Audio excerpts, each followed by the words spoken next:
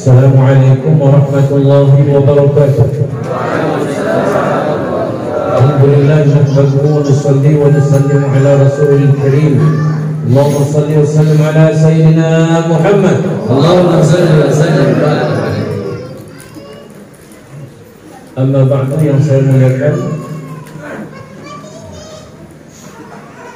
pengguru kami, para ustaz, para muallim, khususnya Al-Ustaz Dr. Nasjahuddin Batu Mubarak MA yang hari ini hadir bersama kita, alhamdulillah.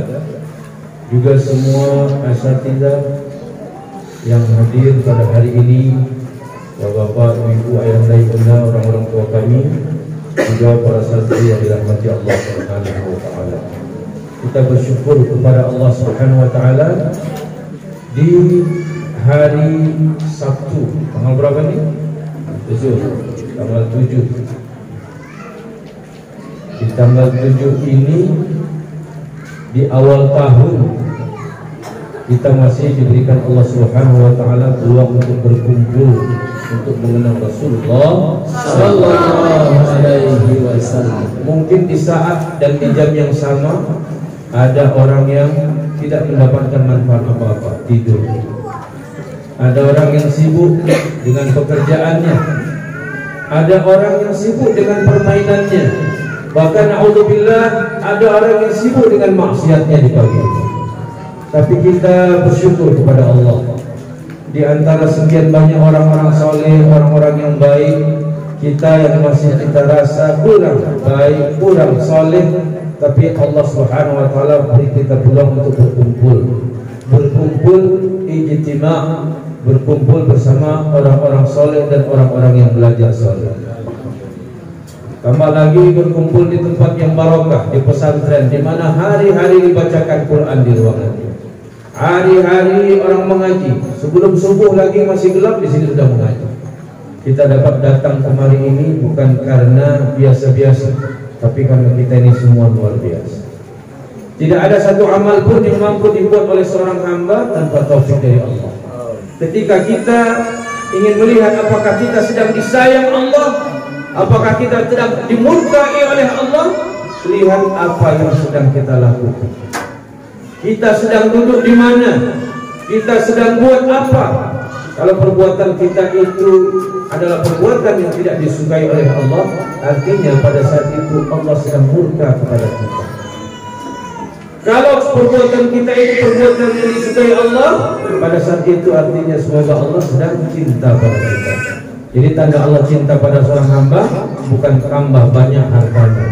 Tanda sayangnya Allah kepada seorang hamba bukan tambah naik posisi dan kedudukannya.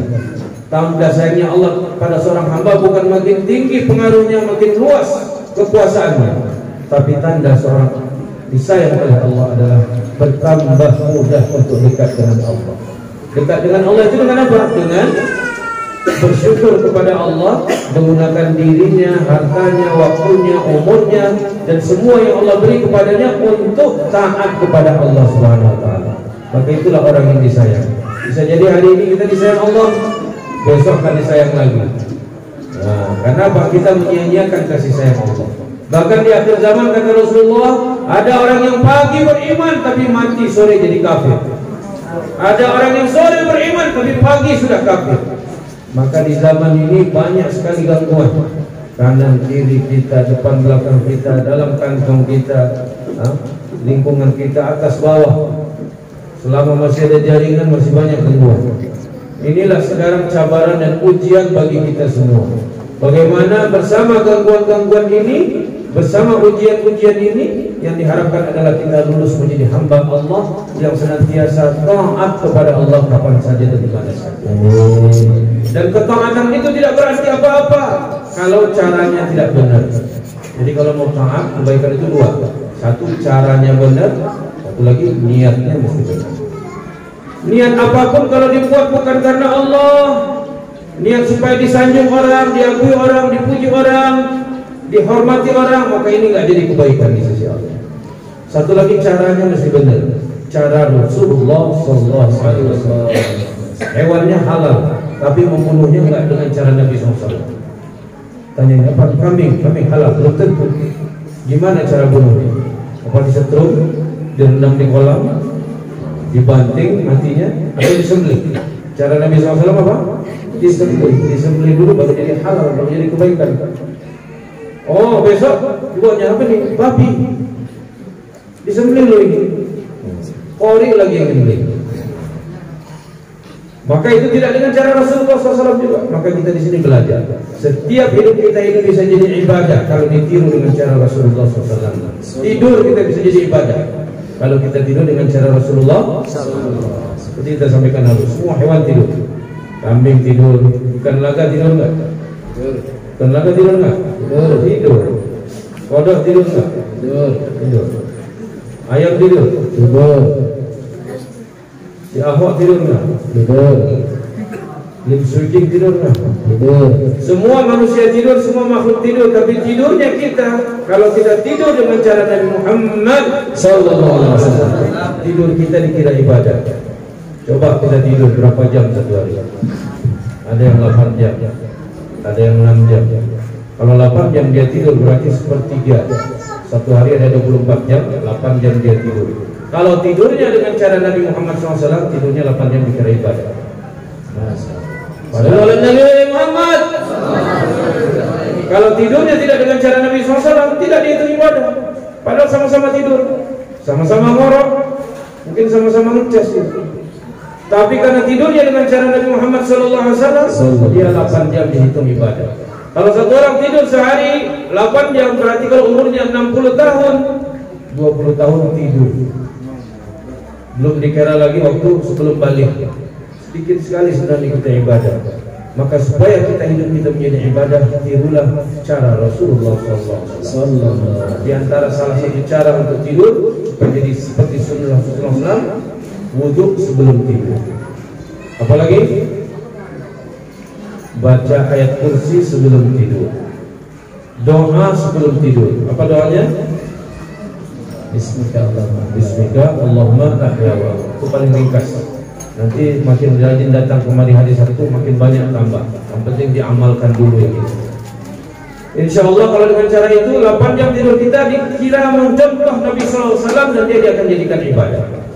Belum lagi kalau kita makan seperti Nabi SAW, berdagang seperti Nabi SAW, apalagi sampai masuk WC pun masuk WC seperti cara Nabi SAW, maka semua itu 24 jam kita bisa dihitung ibadah. Maka terima kasih hari ini sudah datang Bapak Ibu-ibu, kelihatannya makin ramai. Pada hari yang akan datang kita akan teruskan pengajian ini, dan tambahlah orang-orang kawan-kawan kita ajak, rekan-rekan kita, keluarga kita untuk hadir dalam majelis ini.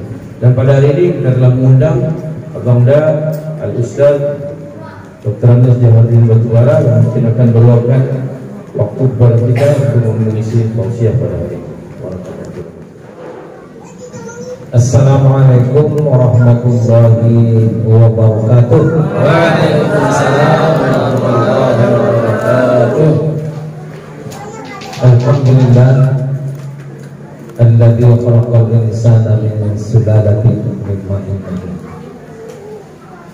Asyhadu an la ilaha illallah wahdahu la syarika lahu al-malikul haqqul mubin. Wa asyhadu anna Muhammadan abduhu wa rasuluhu shadiqul wa'dil amin. Allahumma salli wa sallim wa barik ala Muhammadin khatamil anbiya'i wal mursalin wa ala alihi wa sahbihi ajma'in, amma ba'du. Wa qala Allah ta'ala a'udzu billahi minasy syaithanir rajim. Wa'bud rabbaka hatta ya'tiyakal yaqin. Sadaqallahu. Hormat saya kepada Dinda pimpinan Pondok Pesantren Darul Ulum. Hormat saya kepada para tuan guru yang berhadir, para pemas, bapak-bapak, saudara-saudaraku, para undangan, bapak dan ibu. Saya lihat banyak yang datang selain santri-santriwati kita yang kami banggakan dan memuliakan Allah, para anak-anak kami, santri-santriwati, hafiz dan hafizah, Hadirin hadirat rahimahullah. Barangkali saya menambah, tidak akan panjang, karena ada 2 telepon tadi, ada 2 yang meninggal pula, kawan pejuang kita juga dulu, P3N namanya, di Kampung Damai, sangat dekat kepada saya. Maka ditelepon Pak Asli, mungkin saya menyalahkan. Bapak dan Ibu yang dimuliakan Allah, apa yang disampaikan oleh Adinda Abdi tadi dengan Zubair, inilah yang akan kita rajut manusia ini supaya mau mengaji dan mendengarkan pengajian, supaya kita semakin dekat kepada Allah. Kalau tadi logikanya, kata dokter 8 jam mesti tidur manusia. Kalau 24 jam dikurang 8,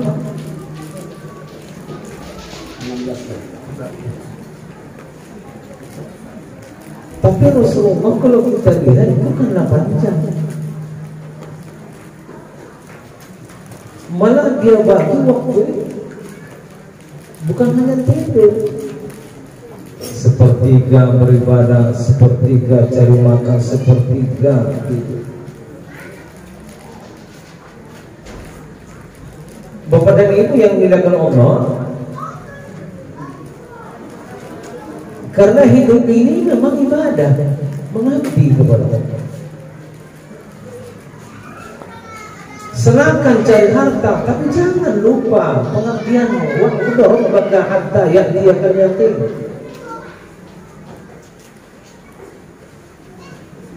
Arti menyembah Allah itu wa'budah. Jadikan kehidupanmu itu ibadah. Tidur ibadah. Kalau cara Nabi, apa yang sampaikan Adinda tadi, bekerja cara Nabi, berdagang cara Nabi, jadi ibadah. Jadi tiada hari tanpa ibadah. Bapak dan Ibu yang dimuliakan Allah, seharusnya ya, tapi iyalah banyak kesibukan. Saya baru inilah sempat tadi, walaupun saya kejar dari Masjid Agung, ada cara tadi. Saya cinta seperti itu. Maunya pejabat-pejabat kita itu maulah mereka datang. Supaya apa? Supaya benar. Sekarang banyak tak benar. Banyak orang pintar, langka orang benar. Bapak dan Ibu yang dimuliakan Allah, saya gambarkan dulu ya. Kita untunglah ya, anak-anak kita ini 24 jam hampir ya dibacakan Al-Quran. Kalau tidak, menurut saya binjai ini udah tenggelam. Coba bayangkan sekarang ini, masuk ke HP saya ini, saya utus, ada wakil saya, tapi saya rahasiakan, intel saya, bin saya, masuk dia salah satu tempat maksiat di binjai, bebas berzina, bebas mengkonsumsi narkoba, bebas berjudi, lokasinya pun ada, kamarnya ada, bantalnya ada, tempat tidurnya ada, semua ada. Rusak tak binti? Hampir di 5 kecamatan ini sudah ada maksiat tempat disediakan. Jadi Bapak dan Ibu yang dimuliakan Allah, untunglah, masih beruntung. Di Binjai Barat ada Darul Ulum. Siang malam anak kita ini, kita berterima kasih, bersyukur kepada Allah. Di Berngam, di Binjai Kota ada. Saya baru menyalurkan Al-Quran ke sana. Infak jamaah. Di sini 50 ada melalui Yusuf. Siang malam di sana. Di Binjai Utara baru saya salurkan baca Quran mereka. Oh, Bapak dan Ibu yang dilakukan Allah. Ada lagi satu lagi yang belum saya santuni. Itu Darul Kolam Binjai Timur. Kalau ada yang rezekinya beruntung di sini, tolong kita salurkan ke sana. Bukan sembarang Al-Quran. Di Binjai Barat baca Quran, menghafal Al-Quran. Di Binjai Utara menghafal Al-Quran, baca Al-Quran. Di Binjai Timur begitu. Di Binjai Selatan Al-Kaffah ada di sana. Baru karantina di sana saya hadir. Dari 5 kecamatan ini dibentengi oleh Al-Quran. Maka dihindarkan oleh Allah. Dihindarkan oleh Allah bencana itu. Lari dia. Kemana lari? Cianjur lagi. Lari ke Cianjur. Kita nggak tahu. Dunia ini kan kecil. Dunia ini kecil.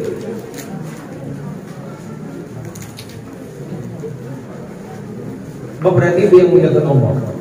Ya. Sayangnya ya. Kalaulah kemari lah kata pejabat-pejabat itu atau ustaz-ustaz kita datang kemari, saya kerjakan. Udah berapa sabtu nggak ikut saya, baru kali ini lah. Karena di Medan itu pun sekarang ini Sumatera Utara nomor 1 di Indonesia kriminal, nomor 1. Nomor 2 DKI, nomor 3 Jawa Timur, nomor 4 Jawa Barat. Kejahatan. Peredaran narkoba di Sumatera Utara, Binjai. Padahal kota kecil, coba. Kita diserang, tapi karena ada benteng kita, anak-anak kita ini, ya Allah, lari ke Cianjur. Jangan main-main kita ini. Maka saya sampaikan sama kawan-kawan ya, sayangi kalian, agak bangga kalian melihat mufti ke masjid. Sekarang dari Darul Ulum ini banyak diisi masjid imam-imam. Karena masjid kita banyak tak beres imam. Dan anak kita ini berterima kasih. Mari kita. Kalaupun kita tidak bisa materi, doa.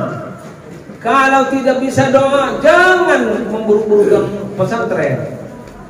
Saya keberatan.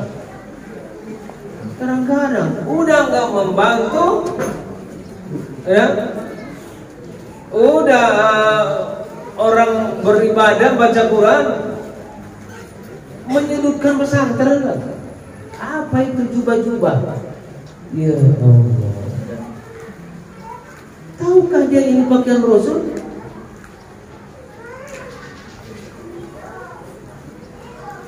Bapak dan Ibu yang dimuliakan Allah, saya mohon kepada kita, melalui lisan kita yang hadirin di tamu ini tamu yang banyak ini, sasarannya, sampaikanlah ke masyarakat. Kalaupun tidak bisa membantu pesantren, jangan menyudutkan pesantren. Dari pesantren lahir ulama. Menurut saya ulama itu paling tidak 3 bisa menjadi ulama. Pertama, memang dia bisa baca kitab kuning. Sekarang anak kita, bukan karena inisiatif, tidak. Anak kawan pun udah saya arahkan ke Sidogir kan ya? Saya tanya-tanya pulang. Anak siap saya tanya-tanya makan jurmi saya tanya kepada saudaraku yang mulia Allah. Menjadi ulama itu menurut saya 3 minimal ini bisa baca kitab kuning, tahu dia nahwu sorof, tahu dia mana isim, mana fi'il, mana huruf, paling tidak.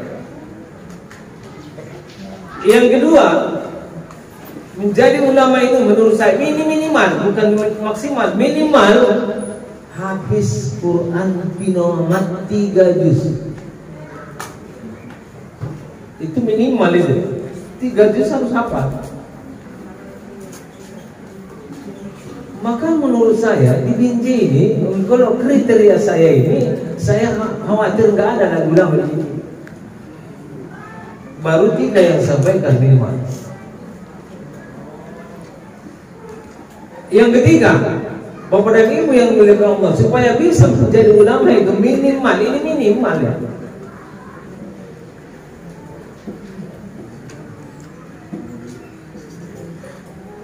Pertama, bisa baca kitab kuning.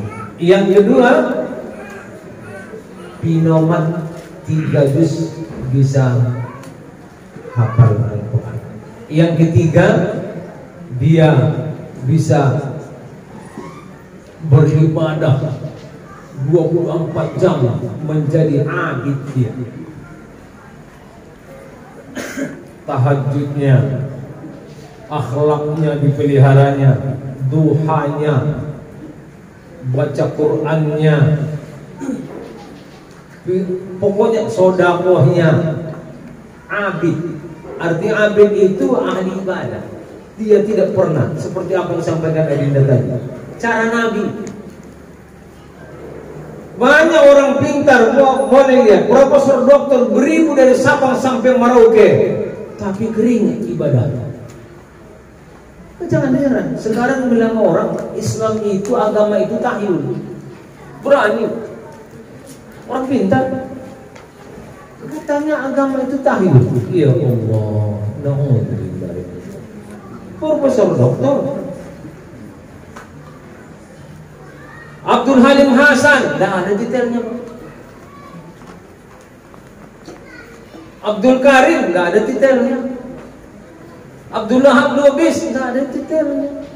Tapi coba, makin diselam, makin kayak lautan dalam. Tak terselam manusia lagi. Sakit kuping itu, saking dalamnya. Itulah ini. Sekarang katanya dia pintar, tapi ahli jauh dari ibadah, maka kering, batinnya kering. Apapun bisa dilakukannya. Durhaka kepada Tuhan sekarang bukan tanggung. Mau menghujat Allah pun sekarang gampang kaya. Islam. Kalau Kristen jelas lah, non Muslim oke lah, terang musuhnya. Tapi Islam, kau Islam. Tapi berani menghujat Allah. Na'udzubillah. Ya Allah, bangsa apa kita ini? Di Qatar itu waktu Piala Dunia itu hebat ya Qatar itu. Ada keponakan di sana, Pak. Anak abang kandung, orang rumah di Doha, dia kerja di bandara. Dia cerita Amang Buru, hebat Amang Buru Piala Dunia ini. Kalau ada waktu sholat masih main bola, berhenti. Hayallah sholat, berhenti. Otomatis berhenti. Bisakah di Indonesia ini? Mayoritas Islam kita ini. Benda senang bapak kata sebelum daus. Gak berhenti. Jauh itu dah. Dunia yang diaturnya. Kata. Itu Bang Guru bertanya sama saya. Kalau ada lambang-lambang maksiat atau di hotel itu yang tidak benar, usir. Indonesia gimana? Saudara yang dimuliakan Allah, ya. Ini saya bertarung nih, betul. Saya bertarung karena saya orang lapangan. Semua kawan saya, yang Poreman kawan saya, yang manapun kawan saya. Ternyata Binjai ini, ya Allah, gawat kita ini. Gawat kita ini. Jangan kita pikir tenang kita. Maka benteng kita inilah pesantren. Saya bilang masjid berapa? Dewan masjid saya bilang 180 berapa dia balik? Yang independen sekarang, yang nggak didikte orang oleh oligarki namanya itu, hanya masjid. Belum bisa masuk mereka ke masjid. Organisasi, ormas Islam, wow, udah dikendalikan mereka. Tapi masjid belum. Coba Basnas tertangkap kan? Di Jawa Tengah kan tertangkap Basnas, Badan Amil Zakat Nasional, mereka ambil. Jadi yang independen sekarang yang belum bisa mereka masuki adalah masjid. Kenapa? Masjid dibangun masyarakat, dibiayai oleh masyarakat, disalurkan oleh masyarakat. Gak ada musik. Pesantren sebagian udah dikendalikan orang tuh. Pesantren Pak, hanya aku rasa Darul Ulum yang nggak bisa dikendalikan. Ya anak-anakku, bukan saya muji-muji Darul Ulum, ya saya tahu.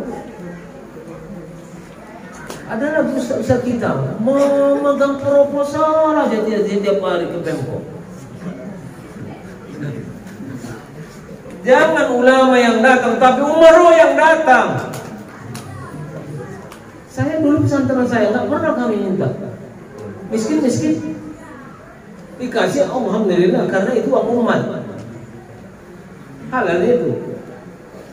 Dulu saya di bambu-bambu jaya tidur saya. Jam 2 malam sudah bangun, buka Alpia. Di pinggirnya sungai. Nyamuk pun nggak mau sama saya, nyamuk nggak pernah gigit nyamuk. Padahal di pinggir sungai nggak ada kelambu. Bantalnya pun apa namanya? Anduk-anduk kecilnya bantal. Rehan seperti itu, itulah bantal saya. Nggak sakit. Saudaraku yang dimuliakan Allah, ini ketahui ini yang banyak pukulan saya. Ya Bu ya, tolong sampaikan kepada masyarakat kita ini tinggi ini ya, segi ekonomi lagi. Semalam saya dipanggil oleh Adi Mariani, konsultasi kami. Kok jangan khawatir kita ini. Rumah makan pun banyak orang Cina yang punya, tapi orang kita yang melakukannya. Rumah makan orang Cina. Pikir dulu makan ke Tanjung Merauke, budaya sama yang sebelah kiri kami itu mah. Restoran yang hebat itu Cina yang punya, tapi kita yang jalankan. Oke, jilbab semua dibuatnya. Satu lagi menurut saya, ya maaf ya, kita bangga ya belanja di Indomaret, Alfamart, Alfamidi, Alfaila. Coba bayangkan harganya berapa dengan pedagang-pedagang lain. Coba kalau bapak dan saudaraku udah beli, lihat struknya dulu. Berapa harganya, berapa yang diperlukan. Ngeri. Tapi kita bangga. Karena terang lampunya barangkali ya. Wak saya dari tanah tinggi jual rokok dia, lalat pun tak datang lagi. Kenapa? Di sampingnya kita yang menghancurkan ekonomi Islam. Di pajak itu coba lihat, ini agak lari segi anak-anak. Perlu kalian nanti akan menjadi pemimpin di negeri ini. Maka sekarang ada kori kita, bersyukur kita ya, Abdi Nugroho menjadi tentara yang kori, subhanallah, ganteng lagi orang, udah lulus dia, pakaian dia, kirimnya fotonya sama saya. Yang utang nasi ribu, kori, udah 2 kali saya bawa ke tingkat nasional itu dulu, waktu anak-anak dia.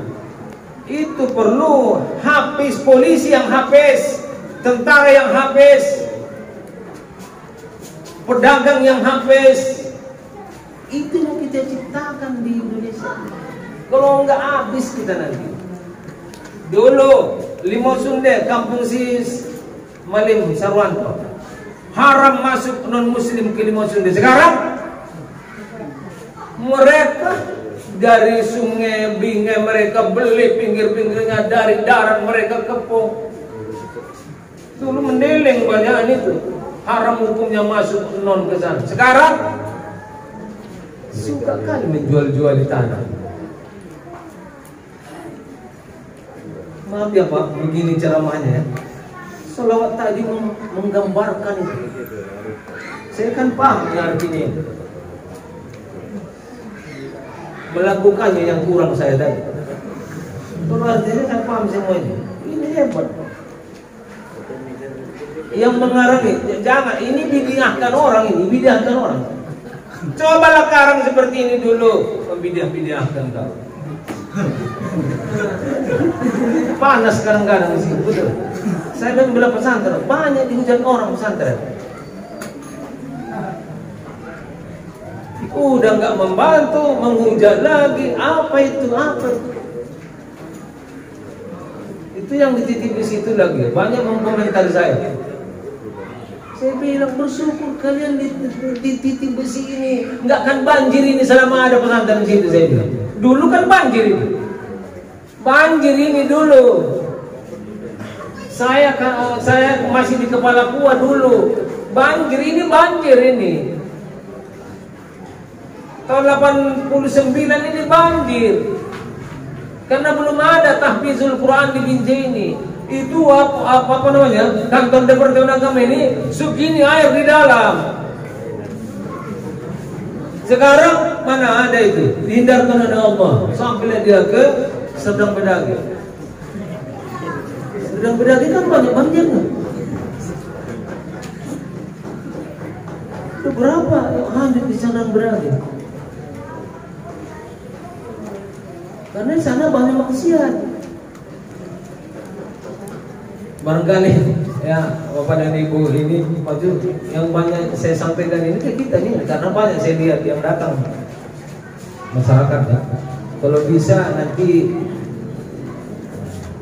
kita undang lebih luas lagi ya. Mana tahu mau datang. Mendengarkan aja udah pahala itu. Ini kan riwayat Nabi. Sirah Nabi. Itu anak kita yang tadi ya, yang dua itu, ada yang besar suaranya, ada yang kecil, mantap tadi. Jangan kecil semua suaranya, karena suara besar ini turunan raja itu. Coba perhatikan, buktikan cakap ayah kalian ini. Tidak ada turunan raja yang kecil suaranya. Assalamualaikum warahmatullahi wabarakatuh. Turunan raja. Itu ciri khas ya, ciri khas. Tapi suara yang kecil itu merdu. Saya selalu sama anak saya. Lembut kali proses. Kalau suara kamu sama si Firdaus sama tapi bukan soal suara yang dilihat Allah, tapi apa? Hakimu Jahaluddin yang dilihat oleh Allah. Benar nggak kau? Itu ada. Sallallahu Nabi Muhammad. Barangkali itulah Bapak dan Ibu, mohon maaf ya, jangan tersinggung ya apa yang saya sampaikan ini. Ini nurani yang keluar. Karena saya tahu persoalan. Kecuali nggak tahu saya persoalan. Ini kan saya penasehat di BJ, Saya penasihat wali kota, penasihat DPRD. mereka tidak nasihat sama saya. Penasihat MUI saya harus saya nasihati karena diangkat saya penasihat. Kalau nggak kita nasihati, makin bobrok itu Pemko sama anggota dewan. Aduh ya. Bapak dan saudara yang muliakan Allah, barangkali ini ya, kalau ada waktu Ibu, Bapak, kalau ada waktu ya, kemarilah kita Sabtu. Selagi ada yang dibuat oleh Adinda Abdi apa Sirah Nabi itu, mendengarkan aja Bu. Kalau bisa bawa apa nih kemari, makanan banyak ya Bu ya. Ya kasihan anak-anak kita itu. Buah yang ada apa nih, banyak rezekinya ya. Jangan pelit ke pesantren. Saya karena nggak kaya saya, betul. Kalau kaya saya biayai yang 5 kecepatannya.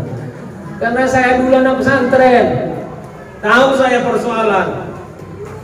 7 tahun saya, 13 tahun mengaji agama. Itu benih mesti sedikit kali. Ya Allah, sekarang apa lagi? Banyak lupa. Kenapa? 31 tahun jadi birokrat. Mungkin banyak yang tidak beres di dompet ini, ya kan? Salah-salah pertanggungjawaban dan lain sebagainya. Anak-anakku yang dilakukan Bapak dan Ibu, barangkali itu ya. Sekali lagi saya bilang, saya sampaikan kepada kita, kalau ada hartamu sumbangkan ke pesantren. Hanya itu yang dibawa nanti itu. Kalau yang rumah, uangmu yang banyak itu belum tentu milikmu itu. Sedangkan jangankan ini belum tentu rezeki saya. Mau minum saya pernah di rumah, cecak, beol cecak, jatuh ke sini. Rezeki kita itu, mana rezeki kita? Jadi jangan kita pikir harta yang kita miliki itu bukan milik kita itu. Kenapa? Hak pakai aja nih. Yang rezeki yang mana? Yang dizakatkan, diwakafkan, disedekahkan, diinfakkan. Yang telah dimakan itu barangkali itu. Sekali lagi lama kali pacaran. Allah subhanahu wa ta'ala alam. Assalamualaikum warahmatullahi wabarakatuh. Waalaikumsalam warahmatullahi wabarakatuh. Bismillahirrahmanirrahim. Terima kasih mengucapkan kepada Ustaz Ronda dan Abdul Basbara, sebagaimana beliau telah menyampaikan enaknya memang hal ini. Kalau dikasih waktu, semua akan dikeluarkan di sini. Jadi kalau nggak dikasih bersuara nanti jadi penyanyi. Dikasih suara biar kita semua dengar, biar kita tahu. Jadi apa yang kita tahu hari ini itu sebenarnya menjadi PR kita semua. Kita semua bertanggung jawab. Kalau ada kerusakan-kerusakan di sekitar kita, di kota kita, kita semua nanti ditanya apa yang kita buat untuk memperbaiki. Atau apa kita ikut dalam kerusakan ini? Kita pula jadi pendukungnya. Kita pula jadi yang ikut menjadi donaturnya. Kita juga jadi penyebarnya. Jangan. Maka di antara itu perlu kita imbangi. Keburukan-keburukan ini terjadi karena kebaikan-kebaikan kurang. Kalau kebaikan dibanyakkan, dikuatkan, maka dia akan mengimbangi keburukan-keburukan. Bahkan keburukan-keburukan